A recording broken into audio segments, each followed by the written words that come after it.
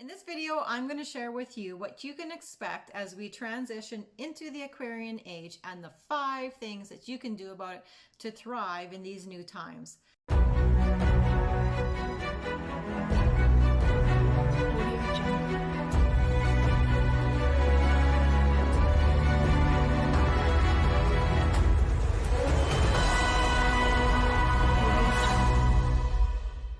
So you may or may not be aware of this new time that we as a planet are entering. This shift to the Aquarian Age is so important because it changes the conditions of life and the rules for playing the game for the entire planet. So every person on planet Earth has been and will be affected by this shift, whether they are aware of it or not. So there's different astrological ages that take place every 2100 years or so, and we're now transitioning into the age of Aquarius. So the Earth rotates on its axis approximately every 26,000 years, and then this is broken up between 12 different astrological signs. That usually means that the Earth is shifting in and out of a different astrological sign approximately every 2,160-ish years, and the astrological sign that's governing Earth is based on what constellation Earth is lined up with. So this may be what the Mayans were referencing in terms of that 2012 prediction, and it's not so much that the world was ending, but rather that we are going to be entering into a new age that encompassed different societal beliefs and behaviors. So the world as we knew it was ending. And then we had 2020, which was a year that globally shifted things for everyone. It's what I would call our mirror year, where people had time to slow down enough that they heard and felt their emotions for the first time since the beginning of the electronics age, I would call it. And everything that we were so good at burying with busyness of life was then right there in our face. And for a lot of us, and now we're forced to deal with it. So there was a lot of breakdown, but there was a lot of healing that occurred simultaneously. It was kind of like a forest fire that was burning up all the old debris to make space for the new growth to thrive. And I really hope that you had an opportunity to see it for what it was, and that you're able to ride the wave and allow some breakdown and healing to occur in your life as well. Now, on a side note, it's interesting to see that even in biblical scriptures, these different ages took place as well.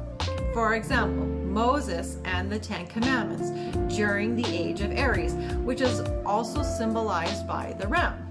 If you notice in Judaism, blowing the shofar or the ram's horn is very prevalent within that religion. Also, when Moses passed down the 10 Commandments, he walked down off the mountain to see a tribe of people worshiping the golden calf.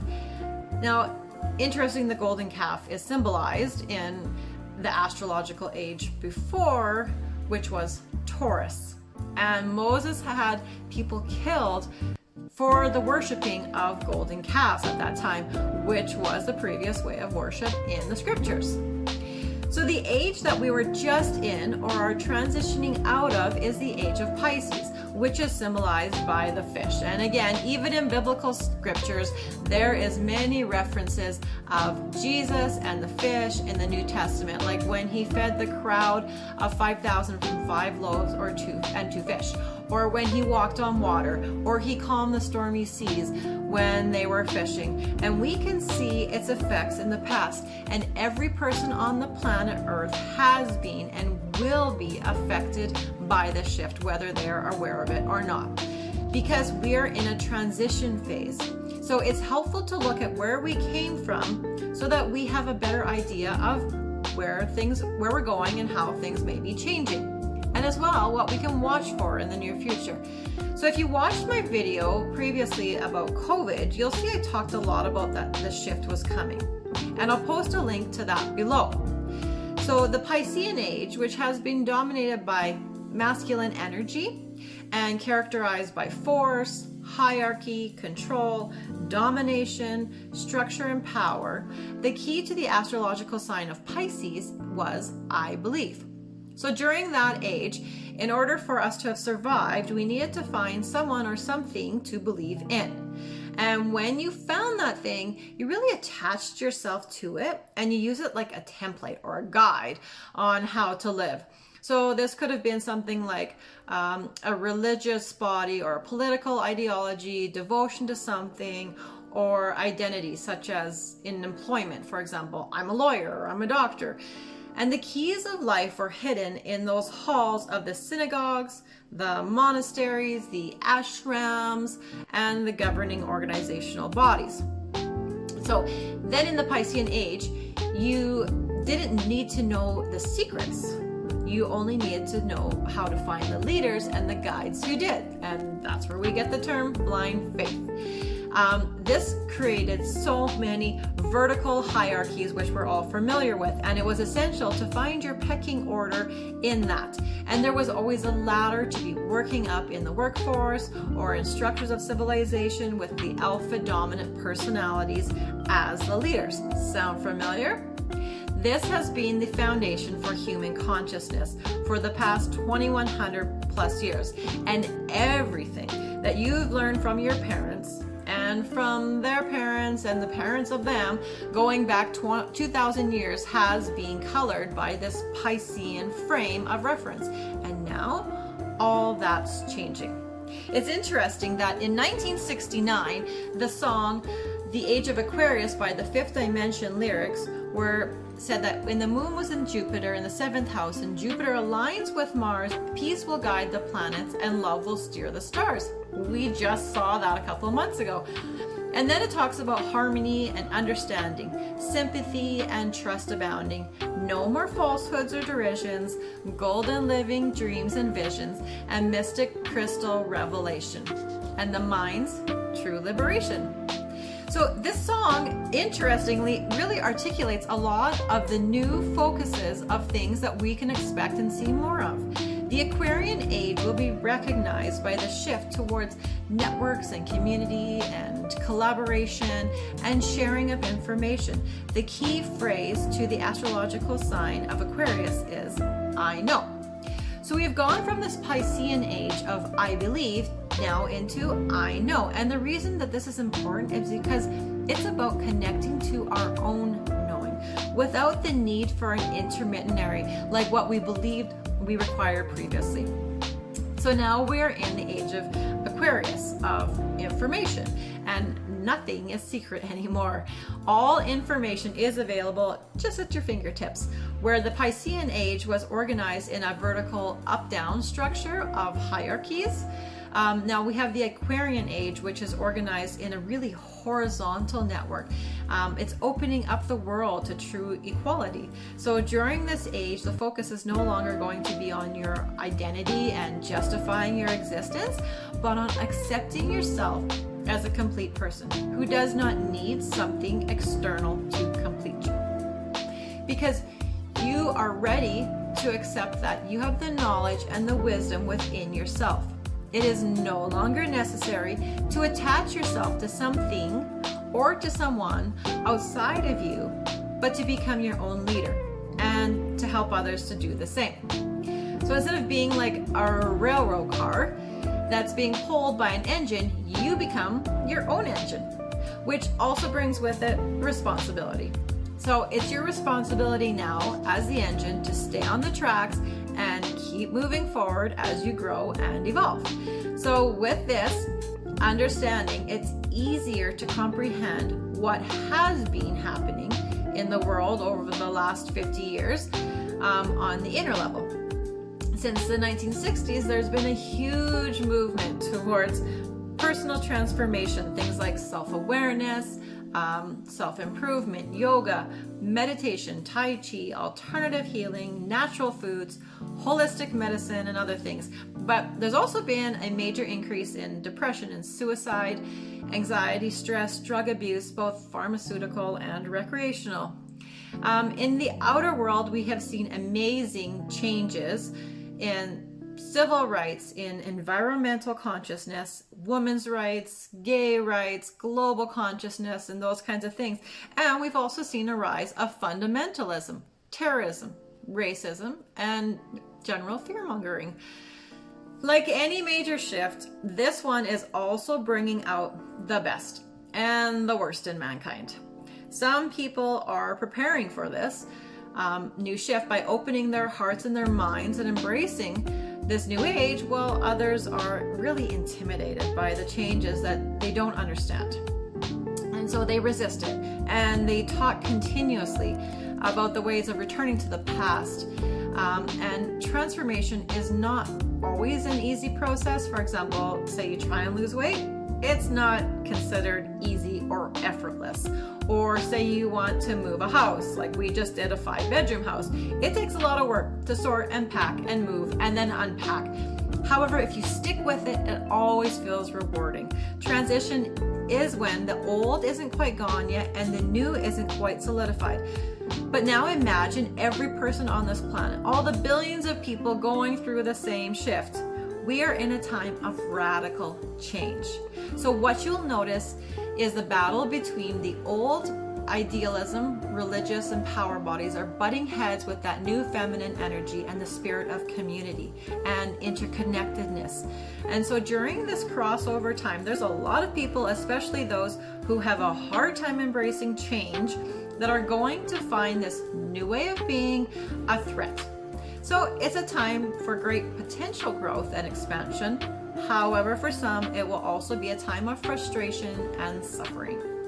And the more that you understand about what's happening, the more that you can go through all of the changes without feeling like you are losing your balance. So, what can you do to embrace and thrive in the new Aquarian age? Well, here are some suggestions.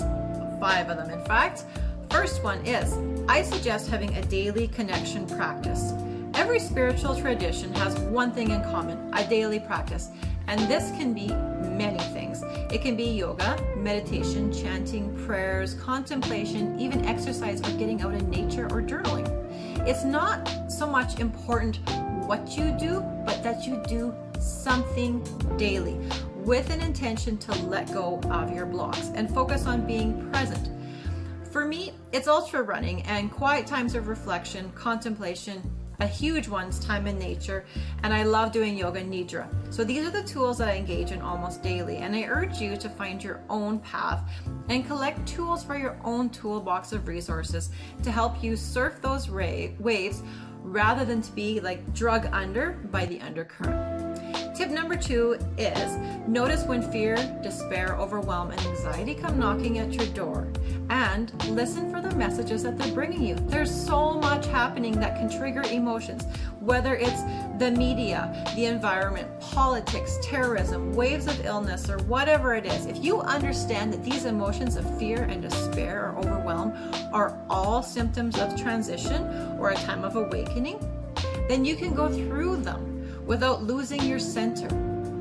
Picture yourself being a car battery that's low on juice. And if you put it on a trickle charger, it has a slow, constant charge. But if you put those jumper cables on it, it instantly is revved up and ready to go. That makes a huge difference in energy flow, both in and out. And that's what we're experiencing. New, different, faster paced. So allow all these feelings to come with coming with anything, there will be a change that's bringing up for you. So practice being the observer and not the experiencer. I'll make another video about how to do this in the near future, and I'll put the link below in the description once it's available. So make sure that you have your notifications on so that you can be one of the first to get that awesome guidance. So tip number 3 now is to release yourself from the victim prison. You have the power to change your life. Okay, so I'm going to say that again. This is the theme of the Aquarian age and the switch that can change everything for you. You, my lovely, have the power to change your life. Don't give that power away to anyone through blame or resentment or unforgiveness. You're the only one who is responsible for your happiness and your peace of mind.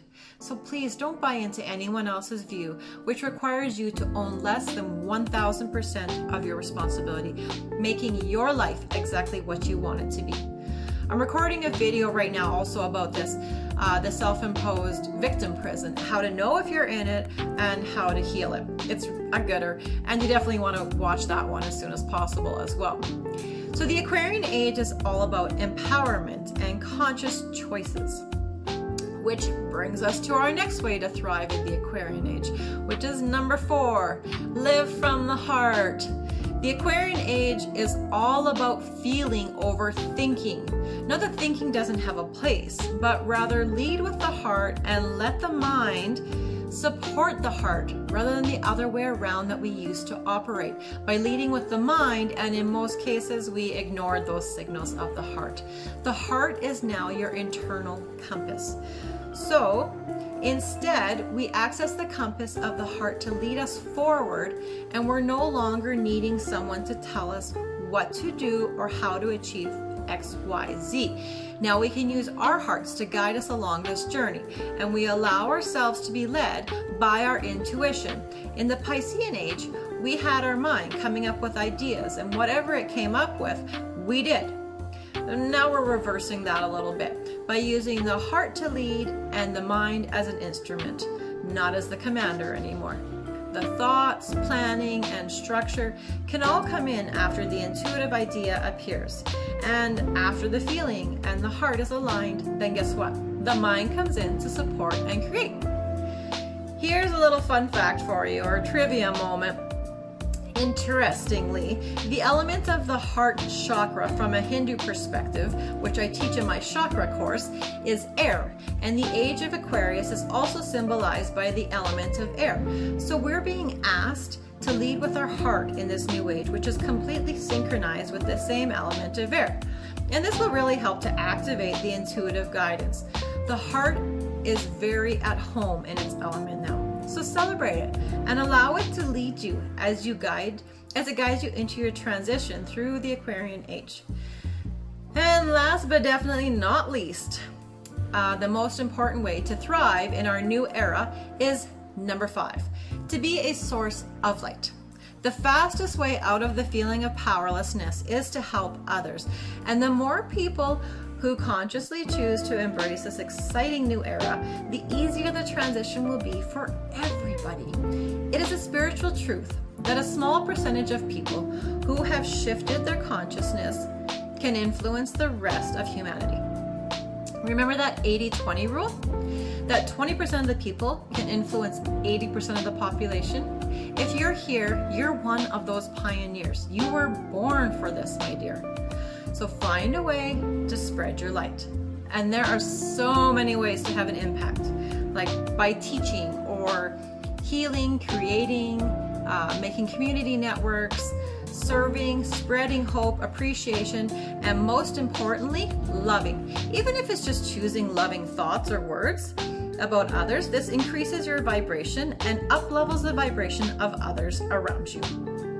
I remember this one time when I was out networking and making contacts for our roofing company that we used to own. And it was an absolutely gorgeous day. And I was making contacts with really nice business owners, and I was totally in my flow, and I must have been just beaming or something, because somebody on the street actually stopped and said, "Wow, somebody's happy." And I said, "Yeah, it's a great day and the sun is shining. My heart is happy and I'm surrounded by wonderful people." And you could see in an instant, he shifted his body language and his smile came across his face, and you could see the up-leveling of his emotions. It was so simple, but so incredibly powerful. There's this collaboration song by Thomas Rhett, Keith Urban, and Reba McEntire, and a couple of others that I love, called Be the Light. And it gives me goosebumps to think that what if people actually took this message to heart and they became the light in their corner of the world? It says, "In a world full of hate, be the light." So welcome to the Aquarian Age, my friends. You are on the forefront of something huge. You are a powerful change maker. Remember, the flap of a butterfly's wings in Shanghai can create a rainstorm in New York. How will your legacy be experienced? Okay, so that was a lot of information, and maybe you're going to want to watch that again, or if you prefer to download it and listen to it when you're feeling overwhelmed with all of our planetary shifts or changes in your life. Know that there is a plan and that you are an important part of it. There is no mistake that you are here right now.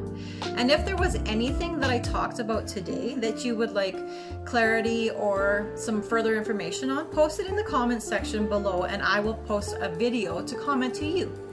Otherwise, thanks for subscribing to my channel and giving this video a thumbs up so that YouTube's algorithms will see its valuable content and suggest it to others who are also seeking for valuable guidance. Much love, guys, and remember that you are the magnificent creator of your life.